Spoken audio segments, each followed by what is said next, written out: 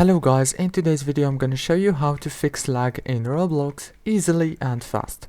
All what you have to do guys is so simple. Go to Roblox. For example, I'm in this server right now, it's called Squid Game. So all what you have to do to have this faster Roblox like me, all what you have to do is go to the top here, click on Roblox logo and then go to settings and then make sure to make the camera mode on default.